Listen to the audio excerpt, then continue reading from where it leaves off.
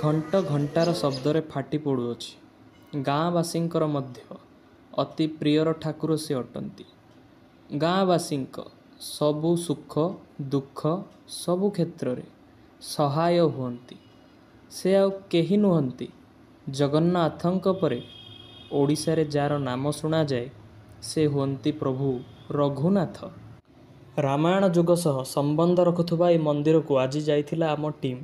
ଏଇ ଦେଖନ୍ତୁ ଭକ୍ତ ହନୁମାନ କିଭଳି ନିଜର ଭଗବାନଙ୍କୁ ଚାହିଁ ରହିଛନ୍ତି। କହୁଛନ୍ତି ସମସ୍ତ ଭକ୍ତଙ୍କ ମନବାଞ୍ଛା ହେ ମହାପ୍ରଭୁ ରଘୁନାଥ ପୂରଣ କର। नमस्कार दर्शक बंधु मु अंबिका प्रसाद पुणी आपको स्वागत करुच्ची आईजेबी न्यूज तरफ। दर्शक बंधु आज आम पहुंचीचु ओडगाँ स्थित एक प्रसिद्ध धाम जहाँ कि अटे रघुनाथ मंदिर। आज रघुनाथ मंदिर रे श्री रघुनाथ महाप्रभुंकर सेवकों पाखे आम उपस्थित अच्छु। आम आपको स्वागत करुच्छु आईजेबी न्यूज को। संस्कृत पंडित तथा रघुनाथंकर हूँ पूजक। रघुनाथंकर गाथा हूँ अनेक। रघुनाथंकर ऐतिह्य विषय मु संक्षेप किसी कहना चाहूँगी। आप जानी जिते घंच जंगल थिला ये अंचल से राम लक्ष्मण सीता यहाँ को चली आसते। ये अत्रिमुनि आश्रम। ये अत्रिमुनि आश्रम सीता को अम्लान वस्त्र दान करते अनसुईया। से कहते माँ तू सबदिन ये जगार रह। अत्रिमुनि अति सत्कार कराया परम ब्रह्म रघुनाथ को से अनुरोध करते ये जगह रही। कि रघुनाथ कहले मोर बहुत किसी आगक अच्छी से कार्य समाप्ति होगा मु कथा दूची निश्चित रूपे ए स्थान को चली आसी। जिभଳି भाव आप कहले जे श्री रामायण जुगर यह एक ऐतिह्य स्थली अटे। ठीक यही भाव जो मंदिर देखा जाए पाखापाखि केते वर्ष पुराना हम? ये 750 वर्ष से अच्छी सदाब्दर मंगल्ये ऋतुश्चरणायके राम लक्ष्मण संस्थाप्यम वैराग्य पटनायक। पूर्व कथा को प्रतिज्ञा करी रघुनाथ जिते शेष मुहूर्त काल विकाल सहित जावाई चाहिए से स्वर्गवाणी होता। आम जो नया राजा थे जे देवान वैष्णव पट्टनायक जे मु बर्तमान हूँ अत्रिमुनि आश्रम विराजमान कर चाहूँगी मत नहीं स्थापन कर। 3टी लिंब गछ था से 3टी लिंब गछरे ठाकुर विराजमान करते। से 3टी लिंब गछ काटी ये प्रतिष्ठा करागला। अत्रिमुनि से समय थे तापरे ये घंचा जंगल कालक्रमे राजा महाराजा माने ये जगह चली आसले। गंजामर आप जानी घुमुसा राजा उपेन्द्र भंज बर पाइप जिते बागदेवी निकट चलीगले बागदेवी कहले मोर प्रभु रघुनाथ वनांचल अच्छा आओ तुम्हें से जगह जा रामचरिका मंदिर सिद्ध करी तुम्हें पाखे हूँ बर पाइक बड़ कवि हो।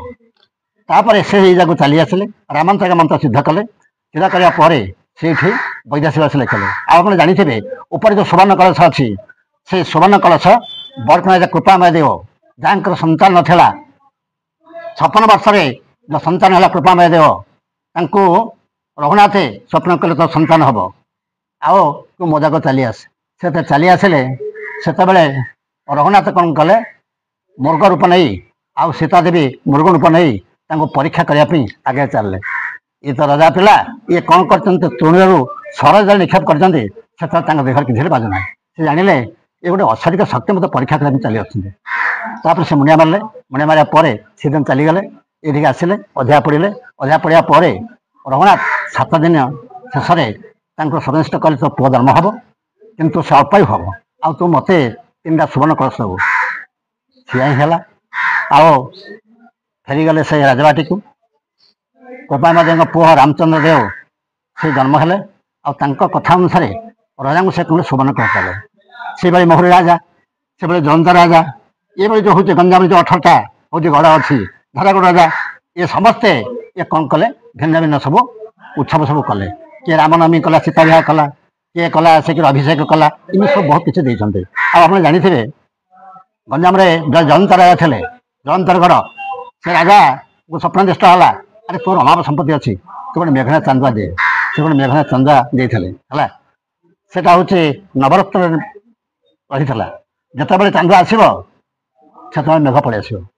ତେଣୁ କାଳକ୍ରମେ ସେଟା କ'ଣ ବନ୍ଦ କରାଗଲା। ଏବେ ବର୍ତ୍ତମାନ ନୂଆ ଟେଣ୍ଡର ସବୁ ଅଛି। ଆଉ ଆପଣ ଯେଭଳି କହିଲେ ଯେ ବିଭିନ୍ନ ପ୍ରକାର ରାଜା ରାଜୁଡା ମାନେ ଏହାକୁ ବିଭିନ୍ନ ପ୍ରକାର ବହୁତ ପ୍ରକାର ପ୍ରଥା ପରମ୍ପରା ଚଲେଇ ଆସିଛନ୍ତି, ତ ଶ୍ରୀ ରଘୁନାଥ ମହାପ୍ରଭୁଙ୍କର ଶ୍ରୀ ଜଗନ୍ନାଥ ମହାପ୍ରଭୁଙ୍କ ଭଳି କଣ ସେ ସବୁ ନୀତିକାନ୍ତି ରହିଛି ଦିନଚର୍ଯ୍ୟା? ଠିକ ଅଛି। ଯେମିତି ଆମର ଜଗନ୍ନାଥଙ୍କର ଅଛି 3 ଧୂପ ଆଉ 5 ଅବକାଶ, ସେମିତି ରଘୁନାଥଙ୍କର ମଧ୍ୟ 3 ଧୂପ 5 ଅବକାଶ ହଉଛି। ତାଙ୍କର ଯେମିତି 36 ନିଯୋଗୀ, ଆମର ମଧ୍ୟ 36 ନିଯୋଗୀ ରଜା ସବୁ ଖଞ୍ଜେଇଛନ୍ତି। ଏଇଟା ବଡ଼ ଆକାର ହଉଛି, ଆମର ଏଠି କମ ଆକାର ହଉଛି। ଆଉ ଆମର ଯୋଉ ଜମିବାଡ଼ି ସବୁ ଥିଲା, ଏଇଠି 750 ଏକର ଜମି। ସେ 750 ଏକର ଜମି ବର୍ତ୍ତମାନ ହଉଛି ରଇତ ମାନଙ୍କ ପାଖରେ। ଯାହା ଦଉଛନ୍ତି ସେ ମଧ୍ୟ ସମୁଦ୍ର ଶଙ୍ଖେ ପାଣି। ଆଉ ଆପଣ ଜାଣିଥିବେ ଗଞ୍ଜାମର ଆମର ବୃଦ୍ଧବନିତା ରଘୁନାଥ ମାନନ୍ତି। ଗୋଟିଏ ଫୁଲ କଷି ହେଲେ ମଧ୍ୟ ସେ କ'ଣ ରଘୁନାଥଙ୍କୁ ଅର୍ପଣ କରିଦେବେ। ଗାଈ ହେଲେ ସେ ଅର୍ପଣ କରିଦେବେ। ଭାଦ୍ର ମାସରେ ଯେତେବେଳେ ଗାଈ ଜନ୍ମ ହେବ ସେ ରଖିବେ ନାହିଁ। ଗଞ୍ଜାମ ଲୋକ କେହି ରଖିବେ ନାହିଁ। କାହିଁକି? ଭାଦ୍ର ମାସରେ ଯଦି ଛୁଆ ଜନ୍ମ ହେଲା ଅନିଷ୍ଟ ହେବ। ସେ କ'ଣ କରିବେ? ଆଣିକି ରଘୁନାଥଙ୍କ ପାଖରେ ଦେଇଦେବେ। 50,000 ହଉ, 60,000 ହଉ, 20,000, 15,000 ହଉ, ସେ ଦେଇଦେବେ। ଦେବା ପରେ ଏଇଠି କ'ଣ କରିବେ?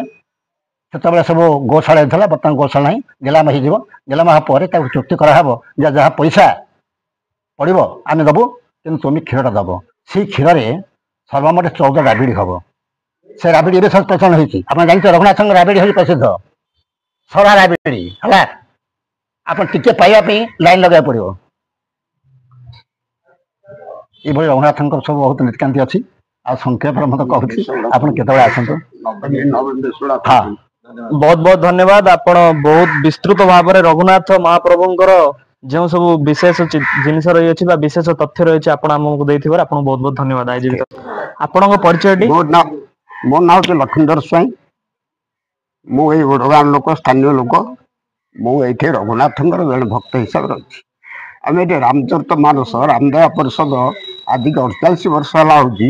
ମୁଁ ସେଥିରେ ସମ୍ପୂର୍ଣ୍ଣ ରୂପେ ସହଯୋଗ କରୁଛି।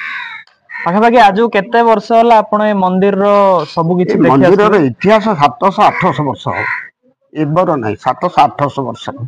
ଏଠି ତାର ଯୋଉ ପୁରୁଣା ଲୋକ, ପୁରୁଖା ଲୋକ ଅଛନ୍ତି, ସେମାନଙ୍କୁ ଯଦି ଆପଣ ପଚାରିବେ ସେମାନେ ୟାର ଡିଟେଲ୍ସଟା କହିଦେବେ। ଆମେ ଏଇ ବାବଦରେ ଆମେ ଜାଣିଛୁ କ'ଣ ରଘୁନାଥ ହିଁ ପରମ ବ୍ରହ୍ମ, ରଘୁନାଥ ହିଁ ଠାକୁର। ଆମେ ରଘୁନାଥଙ୍କୁ ଏତିକି ଜାଣିଛୁ। ସେ ଆମର ଆରାଧ୍ୟ ଠାକୁର। ବହୁତ ଆଡୁ ଲୋକ ଆସୁଛନ୍ତି। ହଜାର ହଜାର ଲୋକ। କାର୍ତ୍ତିକ ମାସରେ ଆପଣ ଏଠି ଗାଡ଼ି ଜାଗା ହବନି, ଏଠି ପ୍ରବଳ ଲୋକ। କିନ୍ତୁ ଠାକୁରଙ୍କର ମହିମା ଅଛି।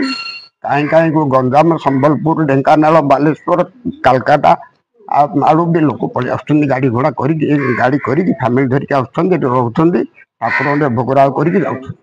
ସ୍ଥାନୀୟ ବାସିନ୍ଦା ହିସାବରେ ଆପଣ ରାଜ୍ୟ ସରକାରଙ୍କ ପାଖରେ କ'ଣ ଦାବି ରଖିବେ ରଘୁନାଥ ମନ୍ଦିର ପାଇଁ? ରଘୁନାଥଙ୍କ ପାଖରେ, ଠାକୁରଙ୍କ ସରକାରଙ୍କ ପାଖରେ ଆମର ଦାବି ହବ ଏତିକି, ଏଇଟା ଗୋଟେ ମାନେ ଟୁରିଜିମ ସେଣ୍ଟର, ପ୍ରଦର୍ଶନୀ ମାନେ ଟୁରିଜିମ ସେଣ୍ଟର ଗୋଟେ କରିଛନ୍ତି। ଯେମିତି ତାରାତାରିଣୀ ମନ୍ଦିରକୁ ଅନୁଦାନ ଦେଲେ, ବିଭିନ୍ନ ମନ୍ଦିରକୁ ଅନୁଦାନ ଦଉଛନ୍ତି, ତ ରଘୁନାଥ ମନ୍ଦିର ପାଇଁ ସ୍ଥାନୀୟ ବାସିନ୍ଦା ହିସାବରେ ଯାହା ସରକାର ନିୟମ ଅଛି ସେ ଅନୁସାରେ ସେମାନେ ଦେବେ ଆଉ। କିନ୍ତୁ ଟିକେ ଟୁରିଜିମ ସେଣ୍ଟର ହେଇଗଲେ ଟିକେ ଭଲ ହୁଅନ୍ତା। ବହୁତ ବହୁତ ଧନ୍ୟବାଦ ଆପଣଙ୍କୁ, ଆପଣଙ୍କ ବହୁମୂଲ୍ୟ ସମୟ ଆପଣଙ୍କୁ ଦେଇଥିବାରୁ। ଦର୍ଶକ ବନ୍ଧୁ, ଆମେ ଦେଖୁଥିଲେ ସ୍ଥାନୀୟ ବାସିନ୍ଦାଙ୍କ ଠାରୁ ରଘୁନାଥ ମନ୍ଦିର ବିଷୟରେ ସବିଶେଷ ତଥ୍ୟ ଦେଲେ। ତାଙ୍କର ପୂଜକଙ୍କ ଠାରୁ ମଧ୍ୟ ଆମେ ଶୁଣିଲେ ରଘୁନାଥଙ୍କର କିଭଳି ବିଶେଷତା ରହିଛି, ସ୍ଥାନୀୟ ବାସୀଙ୍କର ମଧ୍ୟ କିଭଳି ଆସ୍ଥା ଭାଜନ କରିଛନ୍ତି ରଘୁନାଥ ମହାପ୍ରଭୁ। ରଘୁନାଥ ମହାପ୍ରଭୁଙ୍କର ଜୟ ହୋ। ବହୁତ ବହୁତ ଧନ୍ୟବାଦ। ଆଇଜେବି ନ୍ୟୁଜ ଅମ୍ବିକା ପ୍ରସାଦ।